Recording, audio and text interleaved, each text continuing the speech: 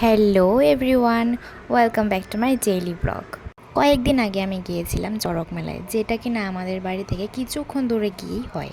পয়লা বৈশাখের ঠিক আগের দিনই আমি গিয়েছিলাম এই মেলাটিতে। এখানে বৈশাখ মাস আসার আগে এত গরম পড়েছে যে কোথাও যাওয়ার আর ইচ্ছে হচ্ছিল না। কিন্তু সত্যি কথা বলতে মেলা হলো আমাদের জন্য একটা উৎসবের মতো, তাই মেলা যাওয়ার জন্য যতই গরম পড়ুক না কেন সেসব কিন্তু মাথায় আসে না। তখন শুধু মাথার মধ্যে একটা জিনিসই চলে, যে কখন মেলায় যাব আর দেখবো যে মেলার মধ্যে কী কী জিনিস উঠেছে। এইখানে আমি অলমোস্ট রেডি, শুধু একটা জিনিসের বাকি ছিল, যেটা এই গরমের মধ্যে ছিল খুবই ইম্পর্ট্যান্ট। এখানে আমি ইউজ করছি বায়োটিকের সানস্ক্রিন। তোমরা একবার ইউজ করে দেখতে পারো, খুবই ভালো। ইউজ করার পর কোনো হোয়াইট কাজ থাকে না, আর খুব তাড়াতাড়ি স্কিনের মধ্যে এটা মিশে যায়। তারপর এদিকে দেখতেই পাচ্ছ, কথা বলতে বলতে বেরিয়ে গেলাম আমি মেলায় যাওয়ার জন্য। তোমাদের যেটা বলেছিলাম যে আমাদের বাড়ি থেকে বেশি দূরে নয়, একটু গিয়েই মেলাটা, তাই আমার মেলায় আসতে বাড়ি থেকে শুধুমাত্র 5 মিনিট লেগেছে।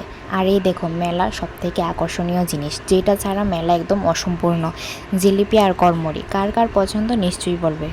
সত্যি কথা বলতে যখন ছোট ছিলাম তখন মেলা থেকে কেনাকাটি করার মতো কত কিছুই না ছিল, কিন্তু এখন যখন বড় হয়ে গেছি তখন যেই কোনো মেলায় যাই না কেন তেমন কিছু কেনাকাটি করার মতো পাই না, আসলে কিছুই পাই না কেনাকাটি করার মতো।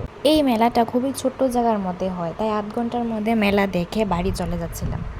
দেখো, বাড়ি থেকে যখন মেলায় আসার জন্য রওনা হয়েছিলাম তখন অনেকটা রৌদ্র ছিল, কিন্তু এখন বাড়িতে যাওয়ার সময় ওয়েদারটা দেখে কেউ বলবে না যে এত রৌদ্র ছিল। এখানে আমি সমস্তটা মেলা ঘুরে শুধুমাত্র জিলিপি নিয়েছি, কারণ পরের দিনই ছিল পয়লা বৈশাখ। আজকের জন্য এতটুকুই, দেখা হচ্ছে পরবর্তী ভিডিওতে।